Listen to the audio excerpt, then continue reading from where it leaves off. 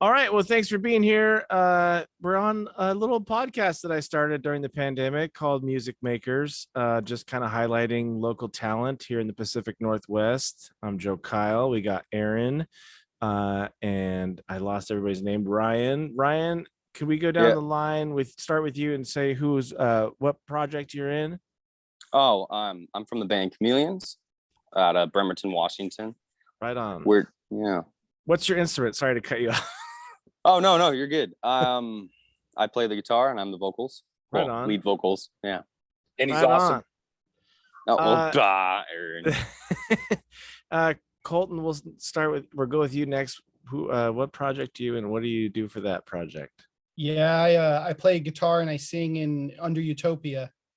Right 3-piece out of Portland. Right on. And then we got, last but not least, Billy. Yo, what's up, guys? Hey. Hello. Yeah, so I'm in Perfectly Normal. We're a 4-piece band out of Portland, and I do rhythm guitar and lead vocals. Right on. Yeah. Well, welcome everybody. I really appreciate you guys being here with me tonight. It's just cool to network with other acts and like kind of do a little promo video for shows and stuff, because there's not a ton of that going on right now, and I know we're all still like trying to get over the music scene suffering so hard from COVID. So this is just like another avenue for us to kind of get together as a music community and like just say, hey, we're here, we're still doing stuff. And yeah, so there's no real big agenda, so we'll just kind of bullshit for a while and like talk about the show. Huge thanks to Aaron from Missing Mars. Oh yeah, we forgot Aaron. Damn it. Probably that keyword missing, right? Yeah. Aaron, let's go with you. We've had you on the show before, so I already knew who you were, but let's go with Aaron. Sorry about that. No worries. I'm Aaron. I'm with Missing Mars. I play rhythm and I sing also, and just try to hold things together while the rest of the band works the magic. Right on. And I apologize, Aaron. I said last but not least, but that's what happens when you're doing shows. You just kind of like things happen and you just roll with it, right? Exactly. Yep. Huge thanks to Aaron for putting this together. He kind of hooked everybody up, and he's been hooking up lots of shows lately. So just a huge thank you to Missing Mars and Aaron and all the work that you guys are doing. Yeah. Bringing it together, like setting the standard for like quality artwork and quality shows putting together. So that's freaking cool.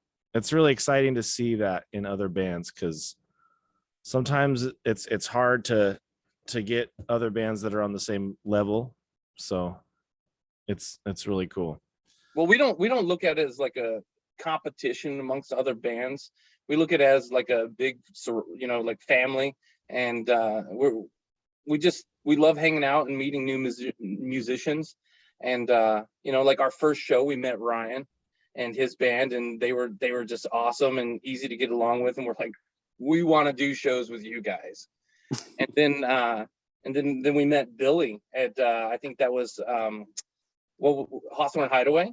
We met him there, and it's like, man, these guys are awesome. And we're like, we want to do shows with you. And then Colton, he signed up for a show that we were playing down in Lebanon, which was like supposed to be like a Halloween in July kind of thing. And his band just owned the night. And he dressed up in costume, and it was kind of funny. I did a whole Star Wars theme thing, and so did he. And it's like, man, we were just loved it. It was so much fun. And I'm glad that we have all of us together, for this one night. And hopefully we can do it again down the road. But this night, we're all gonna own it. It's gonna be a lot of fun. Yes, you're talking about this coming up on September 10th, yeah? Yeah. So it's September 10th, Cascade Bar and Grill in Vancouver, Washington. Exactly. And we're all going to be there, and we're going to rock the house, and it's going to be freaking a load of fun. Yeah, I'm super excited. We don't get on a lot of bills with other bands. We usually like play 2 or 3 hour sets by ourselves, and it's kind of like, oh man, we just need 3 other bands where we don't have to do so much work, because like it's fun and everything, but like by the second or third set you're kind of just like, oh, We need more bands. So this is a super fun opportunity. And plus, like, there's that camaraderie that you were talking about, you know, non-competitiveness, just being able to hang out with dudes and or ladies and just, you know, do the thing, practice the actual action of just being in a band. I think that gets lost in the mix sometimes. Yeah. So Sure. like I said, I don't have really an agenda. I just I like doing this sort of thing. So if anybody has anything that they want to bring up, or I could kind of like start spitballing stuff. What's everybody's favorite part about being in a band? I'll answer that one if that's cool. Absolutely. So I started Perfectly Normal, or rather, I joined some dudes who were playing music together, and we kind of were doing cover songs and bullshit. And it was fine, but it was very much like, you know, we'd go to a specific place to play a specific set to a specific kind of group of people. There wasn't like a whole lot of us in it. And that band didn't last, or that version of the band didn't last. And then I hooked up with Chase, who plays our bass in our band. But he's originally a guitar player, and we actually have been friends since we were in high school, since we were like 12 or 13, something like that. 13, whatever, 13, 14. And so for me, it's making music with him and our lead guitar player Kyle, who we also went to high school with. There's just like a synergy we have from that like depth of experience, not just like with instruments, but like life and being on the other end of it. You know, from then to now. It's really awesome. It's such a great feeling. And our drummer Richard, man, we haven't known him as long, but just the same sensibilities, same taste, same style. And the mesh, you know, when you have a group of dudes who really mesh together, you can't really explain what that feeling is, but it's my favorite thing in the whole fucking world. And yeah, I love it. It's great. I chase that dragon. Yeah, it's like the flow, right? Like being in the flow, and you don't have to think about it. Yeah, exactly. Yeah, I have to say that that's probably my favorite thing too, is just being in a project that's greater than the sum of its parts. You know, like it's cool to like write songs and stuff, but when other people bring in their own, like, oh, I have this idea I'm riffing off of your riff, you know, that's like when it's like, oh yeah, that's awesome. Yeah. So anybody else have anything else? I don't know. It's the adventure, you know. You go into, especially you go to like a venue you haven't been to before. You're driving somewhere, like when we met Aaron and the boys over in Lebanon, you know, it's the adventure, going out, seeing something. You know, it's kind of exciting to meet new bands out there too, is like the COVID thing's kind of leveling out, and you know, these bands are just coming out of the woodwork. You know, it's cool to see. Yeah. How so I think I talked a little bit about this with Aaron last time he was on the show, but COVID really fucking sucks. And it fucking sucks to have a band that kind of relies on that performance routine. Did anybody have any spectacular like revelations or anything during the COVID time? Did we do a lot of writing? Did we do a lot of practicing, or did we do nothing? How did that go for everybody? I made them with the metronome, you know, clicked on the metronome and fired up the guitar and tried to just make some songs that way. But it's not the same, you know, as actually like being in person, jamming out. Yeah. Were you Brian? Oh, I was just gonna say, yeah, definitely during the slow time. Definitely we wrote a lot. We came up with some stuff. We worked on things that we had done before, and kind of like reprised them or revisited them and came up with some really cool parts. Or Dan's constantly, you know, wanting to go back and do some stuff. And I don't know, Christian's constantly just trying new stuff with old things. But yeah, we came up with our EP essentially during that time. You know, I had just moved back up. I just moved back up from California, and yeah, we just kind of like wrote 3 songs right after that. And I don't know, I just felt really inspired as far as like lyrically. And they were kind of old jams before, but I don't know, something's changed. Like before COVID, I mean, we still love playing, like but something's different now. Like the level of passion and the level of just getting into it is completely different. It's so much more intense. Kind of like appreciating what you have because you know what it's like without it. Yeah, exactly. But also, yeah, exactly that. But I guess what I was gonna tie that into is like my favorite part of being in a band.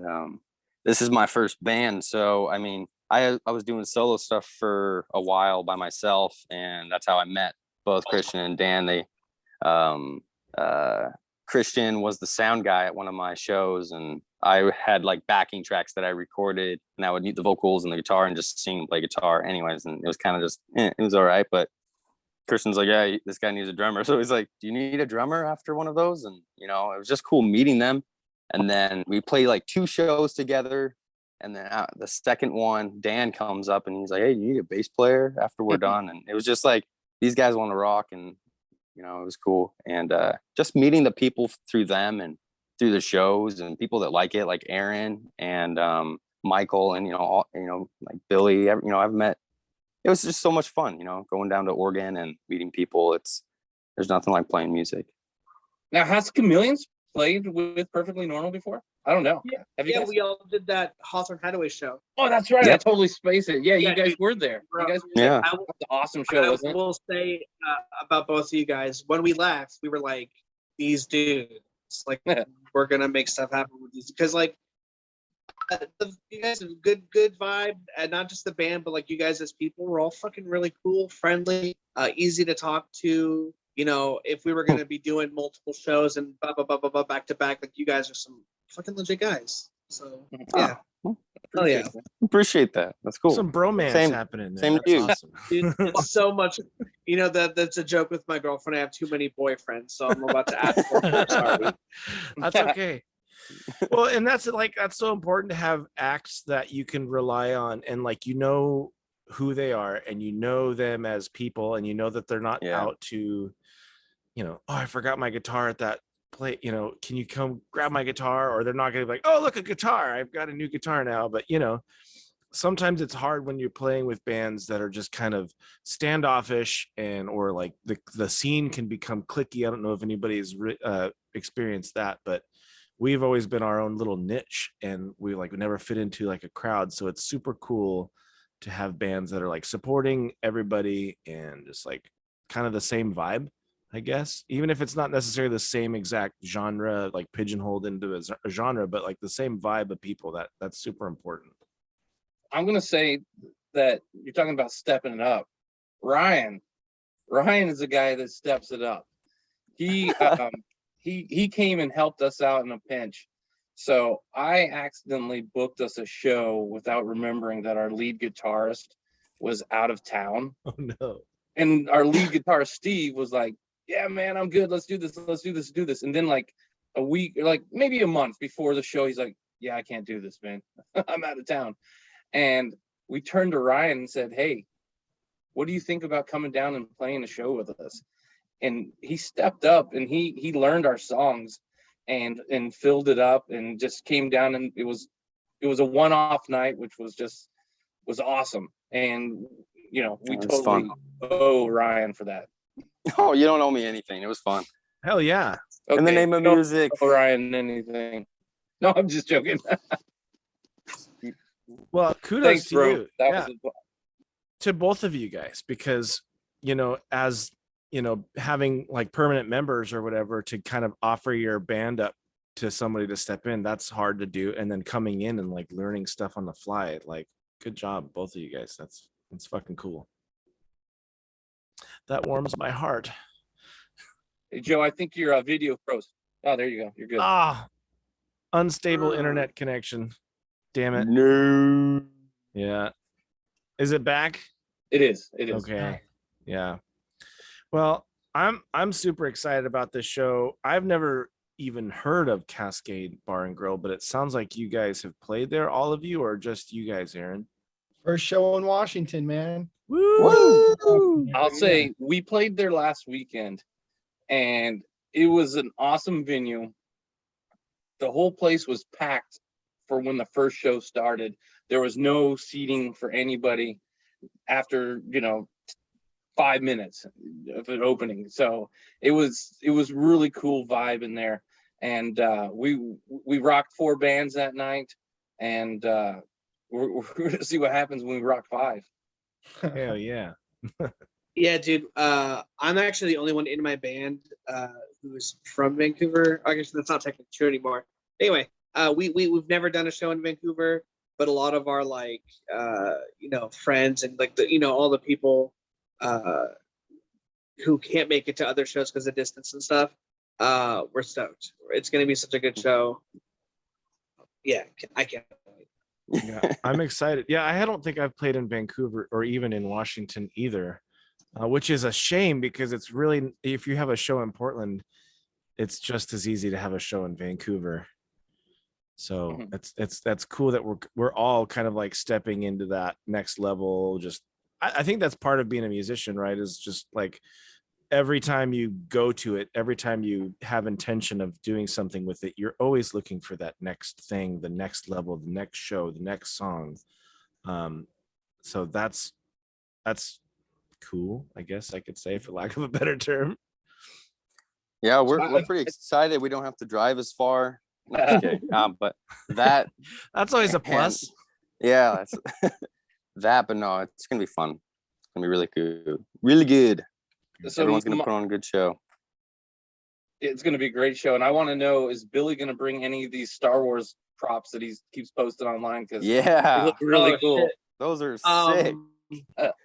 I don't have it next to me. I'm ashamed I don't, but I actually got some new lightsabers last night. Maybe they'll make an appearance. We'll see. That is awesome. I saw some of those online, and I'm seeing like a guitar that's got those on them, like Frankenstein onto them, just like a cheap old, like a not necessarily Star Wars, but like just get an old crappy guitar, put some good pickups in it, and then just start building stuff on. But then you have to be like, okay, I got to be able to play it too. So not only does it have to look cool, you have to be able to play it. I love making things, so I'll have to take a crack at making a Star Wars guitar. Hell yeah. That would be sweet. That'd be sweet. Just to digress, Billy, how did you get into that? You're actually making Star Wars props? Yeah. So when I was 18, I joined a group called the Rebel Legion, which is like cosplayers that do events for charity. Basically the Stormtrooper nerds that you see at Comic-Con. I was one of those dudes. But I was like Jedi, so that was always what I dressed up as. So that's how I like got into it. And then one of my like great passions other than music is filmmaking. So I actually grew up in LA, was in the film department for like one of those mega churches. I'm not religious now, but back in the, when I was younger, youngest cameraman, youngest grip, just doing shit that, kids didn't really do, high school film, all that shit, and so I got the opportunity with some friends to actually make a fan film that I'm working on. Cool. So all the props that I've been posting, and like I'm building a droid right now that's going to be all like puppetable, and its voice is going to be me with a kazoo. That's cool. So yeah, it was an opportunity. Some people who are like-minded wanted to kind of make a project, and I was like, fuck yes, all I needed was just a couple extra hands, and yeah, so we'll see what happens, but Badass. pretty exciting. Very cool. What does everybody else fat do nerd. what does everybody else do besides music? Any other passions? A glimpse in the psyche of the musician, mystique. I raise kids. Yep. Yep. Yeah, that's a whole occupation in and of itself. So go ahead.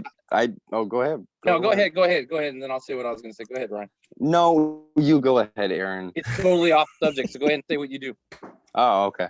I make art, I guess. I mean, yeah, I make art, kind of like in all different forms. So painting, drawing, carving.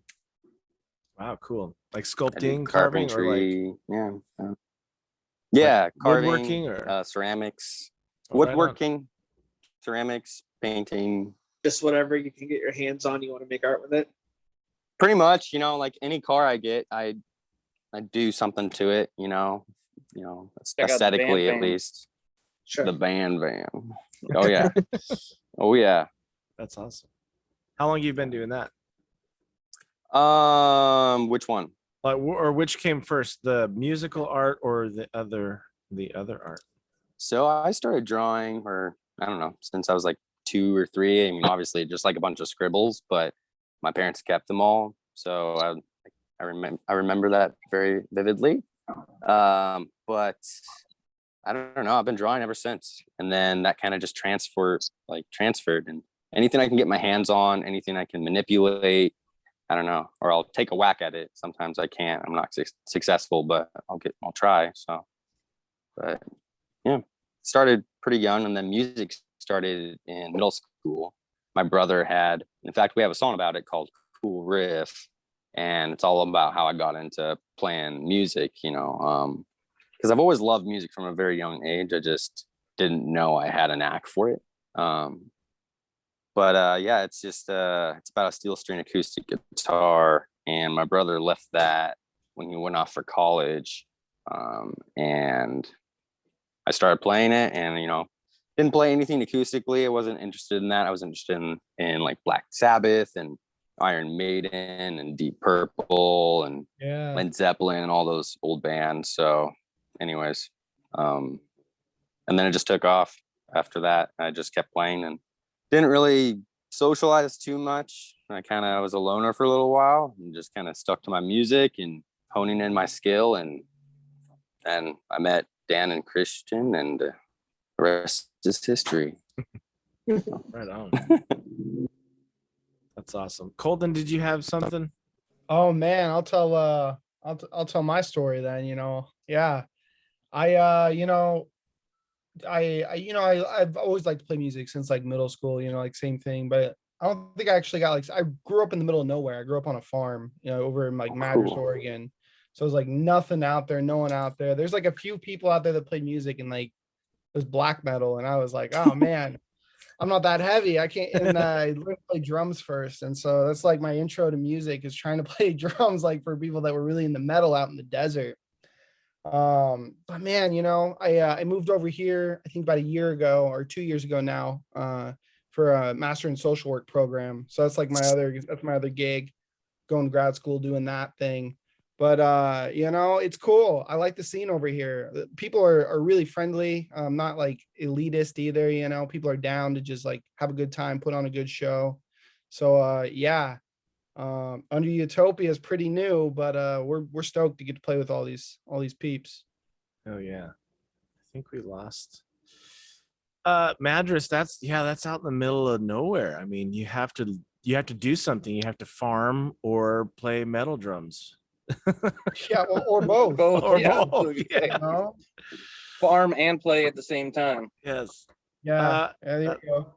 Hell yeah. I'm super stoked, like, not only to have you guys on right now just talking about it, but it's kind of nice to like meet everybody beforehand, because then when you like get in person, you're like, oh yeah, we've had a conversation, like we've connected on some level, and that I think that just makes the show better. Kind of like knowing who you're gonna be with. Aaron, I think you were gonna say something before we cut you off. I'm sorry. It's nothing important. I was just gonna say, with such a plethora of songs that the Folly has, have you guys figured out what your set's gonna include? Yeah, I think we're gonna stick to mostly what's on the Owl album, which is our most recent release. We might throw a couple of other ones in there. It kind of all depends on how long we have to play. Like, we'll bash out our fucking hard ones. If we're playing like 30 minutes, we'll just really go for it. But like as the set list increases, so do the B-sides. Like you kind of throw in some other ones, so softer tempo ones, so you can like take a break. I was actually just playing Edgefield with my drummer as like an acoustic thing. We played in the little winery, and one song, we played a couple of heavier vocal ones, not heavy, but like really strenuous vocal ones, and I'm like starting to see the stars and like starting to get a little dizzy, and it was super hot in there. So like I kind of took a knee, but I like played it off, as I was just rocking out, but I like literally almost passed out on stage as I was playing. So the shorter sets are nice because there's no risk of that, or less risk anyway. Mhm. And Plus, I'm not 25 anymore. So I'm getting up there and it's harder to just rock out for so long. And Getting the heat- old. the And the heat, heat. Yeah. you know, I played at No Fun, I think like a couple months ago, and it was like 90 degrees in there. I Oh. mean, I was about to pass out. I'm 27 and I almost passed out, man. I was done. Yeah, so like the whiskey before the shows has turned into like, oh, I'm gonna have a Gatorade during the show. I never drank whiskey actually either, so that was a lie. I keep that bottle of water real close when I'm on stage. Yeah. Well, we got a couple more minutes. Anybody have any fun stories that involved doing funny stuff on stage or shit happening that's weird or I on got stage? a question. I got a question actually. Is what I Certainly. got. All right. Oh, when we played with Missing Mars, you know, I'm just sitting out there listening to the set, and I get handed the lead guitar, and I'm wondering how often that happens. I mean, you guys worked it in like it is your set every time, just hoping someone can improv the guitar for your set. And I was like, man, how did they pull that off? That is all Steve. I think Ryan's had the pleasure too of picking up the guitar at Yeah. at the Hawthorne Hideaway. That was an experience. But yeah, Steve, when we're playing that's our song, "A Soldier's Cry," and we just break off into like, you know, the solo area. And Steve he's like, I'm going out into the crowd, man. I'm going to interact. And sometimes he'll put the table on some unsuspecting persons, or put the guitar on someone's table and just say, start hitting that whammy. And he's just start dialing in like it's a keyboard and doing his thing. Or, you know, if he knows there's a guitarist there, he'll hand it to him and say, go do your thing, man. And it's one thing about our band, you know, like I said, music with other bands is just like a family. So yeah, you know, it's our song, but why don't you come up and rock with us? Because we want to have a good time, and we hope you want to have a good time with us too. That's like a stupid fun idea. I love that. That's fucking cool. That is really awesome. That's like showing like the art in it, that it can be whatever it is in the moment, and like the finite thing that is performance live. And obviously it's made an impact because you're like known for it now. Fuck yeah, especially with you know, 4 or 5 or 3 or whatever, however many bands that are like not necessarily associated, right? So we're giving the audience that sense of like, this is a real show. Like, yeah, you're in a dive bar somewhere in Portland, but this is a real music show. Like, you're really at a fucking show right now. We're here to fucking entertain you, and I love that. And the camaraderie that builds, just that fun. It's dope. We might steal that. Yeah, I was thinking that myself. So if there's anybody out there watching this, you know, that's prior to our show, it could be you that's gonna be rocking Steve's guitar. Brush up on your skills before you come to a Missing Mars just show. Get ready to start beating the hell out of that whammy bar. I hope the song was in E. Right. Oh, the song's actually in B. Oh, see, I would be like screwed. I just matched tone till I was like, I think that's somewhere near it. There you go. Because as soon as he handed me the guitar, I'm like, dude, I know how to play the guitar, and I didn't think, and I just started one right in the right spot. So I think the less you think, sometimes, I guess it depends on how you learn, you know. But yeah, I think you just go for it, you know. Just let yourself feel it. You both, Colton and Ryan, you guys both stepped up and did it. It sounded great.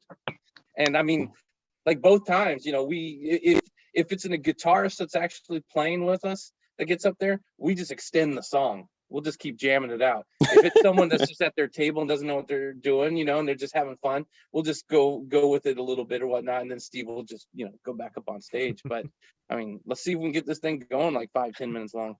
So what I think needs to happen then is that all of the guitar players just leave their amps on stage. Yes. And when that part of the song comes, we all just go out there surfing. Sure. Or everyone just, you know, we just rotate the guitars through. Yeah, there you go. I think we could fit all the bands on stage at once. I think we should try that. Or we all all the play members. on one guitar at the same time. That's Yeah. cooler. That's sexy. I love that. That's a lot. Let's do it. I don't know. It should happen. Brazilian style. Yeah, Yeah. that's awesome. I think that's probably the coolest thing I've heard of at a show, especially like we're not in like arenas, so you can't like run a mile through the crowd or whatever. But like that shows true artisanship or creativity to just kind of like think outside the box like that. So that's Well, cool. it helps that we're using wireless packs. Yeah. Yeah, really. That does help. I'd Yeah, I have had to to check that out. I had to check that out afterwards. After I tried your guys' setup, I was like, "Oh, that's nice. Go anywhere you want. Mm-hmm. You're hanging out at the bar, shredding, like whatever." Just In the bathroom. just remember to charge your batteries. Yeah, mid set. Yeah, so the famous question, like, who's bringing the drum set? Are we all bringing our own drum sets? How does that work for people? Is everybody's drummers like, gotta play my own set? Would love to share one. My drummer mean, is we're- not too concerned with it. He'll bring his own snare probably, but We're down to use ours. I mean, it looks cool. We can just cover the face of it, or yeah, I was gonna say if we for bring other ours, bands. it's gonna stay perfectly normal on it the whole time. That's Yeah. awesome. Well, details that we'll figure out, I'm sure. I Yeah. kind of want it know to be that this with- weekend. What's that? Sorry, I said I wanted the show to be this weekend. Now that we're like hyping it up so That'd much. be nice. Well, I I know with our kids, our other drummer or our drummer Aaron, he has a lot of cymbals. He's got a big kit, Yeah. so we have a big footprint. Sweet. That'd be fun, KTs. Just like I And said, we'll just play on anything. Yeah. yeah, get everybody on stage at once. Get all the drummers on one kit, and like everybody can kind of hold down a tom or a cymbal or something. That What might is be this? cool. Foo Fighter concert? Jesus Yeah, Christ. that's what I was thinking. Circle. I'll just say, that stage isn't that big. Well, then there might be some piggybacking. I played smaller stages, but it's not a huge stage. I think Okay. that the Monteville station was pretty tiny. That's the smallest I've played on. You guys played East Side? Well, oh gosh, it was so played Oh, yeah. tiny. I played the East east Side Bar and side. Grill? Pretty tiny stage there too. Yeah, that's pretty Big small. Legrowski, that's not a big stage either. No, Oh, yeah, fuck, that's that's a tiny stage. Montevilla is smaller than Big Legrowski. Whoa. Really? Oh, yeah. What about you guys? Ever been to the dive bar? Never The played there. Firkin? I've heard of No. the Firkin. The Firkin Tavern. Man, that place has got a tiny stage. It's like three of us, barely. We squeezed. Right on. Have you ever seen a band before, sir? Like, do you know how big we are? It's like that quintessential meme that the band shows up and there's like a carpet down and they're stuck Yeah, in the right. corner somewhere. This is the stage. So, I kind so of at like those. at Montevilla, it's like two-tiered kind of stage there, whatnot. And because we had no place for our drum kit, so we put the drum kit on the lower tier, and then Mike's on bass up above, and then on the floor is Ryan and I. And Ryan's amp is like directly right behind my head, and it's like Like the just going reverse at it the next drum day. riser. It's like, oh my goodness. Yeah, it looked pretty interesting. It was kind of cool, but at the same time, it was like, oh my gosh. Yeah, it was fun. Yeah, I'm ready. I'm ready to play it this weekend. It is not this weekend. It is September 10th. What time does the music start, Aaron? The show starts at 8. Okay. Hopefully it starts on time, because last weekend the sound guy was not notified the show started at 8 and he didn't show up till 8:45. Great. So I'm gonna call them multiple times between now and the 10th to verify that they will have us going at 8, because with 4 bands starting at 8:45 last time, it was really tight. Yeah. And we got 5 bands this time. So I've rocking bands. yeah, We're shooting like 30-minute sets, right? Like pretty tight 30. Not much more. we're gonna see how it goes. I mean, in theory, if we can do 5 bands starting at 8, we could probably do about 40 minutes of music with breakdown. Right on. Our turn. I mean, this it's might be 40 a minutes.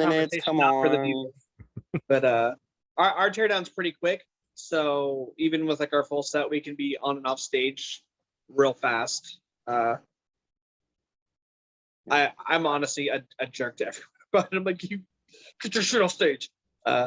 We could just blow up all of our equipment Yeah. afterwards. Yeah. Burn it.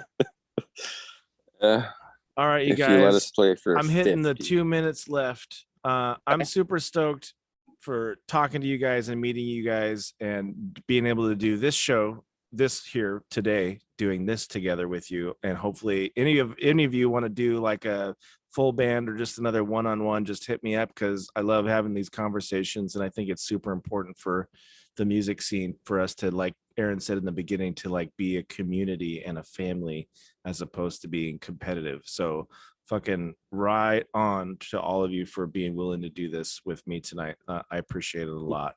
Oh yeah, man. Thanks for having us. Yeah, absolutely. Yeah. Super stoked Awesome. to meet everybody. We got Aaron, Billy, Colton, Ryan, and I'm gonna load this thing up to YouTube, and then I'll post it on the Music Makers Facebook page, and then I'll send you guys links in that in the email strand or however we need to get it out, and then we can kind of share it to kind of promote the show.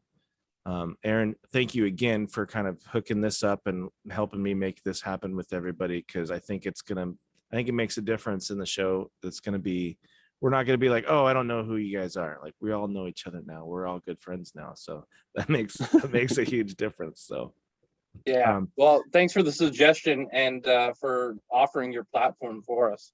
well, Yeah. like likewise, it's for musicians by a lonely musician. So so it's like, it's what it is. So you guys all individually want to hit me up if you want to do a show. We can keep this group thing going on too. I'm going to be looking to book shows, and hopefully we can throw everybody on the same type of bill, and we'll kind of keep this little touring thing up, because this is super fun. You got it. Yeah. Right on. Yeah, absolutely. Awesome. Well, Sounds good. again, thank you guys so much. I can't wait to see you all in person and to rock out at, one more time, the Cascade Bar and Grill, September 10th at 8 p.m. And I think there is a 5 or a 10 cover charge. 10. But that $10, but that's going to artwork, and that's going to some good causes there. So we've all got to And make our it's for 5 bands. What do you 5 got to bands. lose? Come on. Absolutely. Exactly. Hang out with all of us. Absolutely. It's going to be awesome, guys. I look forward to hitting the stage with you all. And like I said, us Missing Mars, consider you guys all family. Likewise. Okay, everybody. We'll see you next time. This is Joe Kyle signing off of Music Makers. Thanks again, you guys, for coming out and chatting with me tonight. We'll see you on September 10th. Peace. Peace.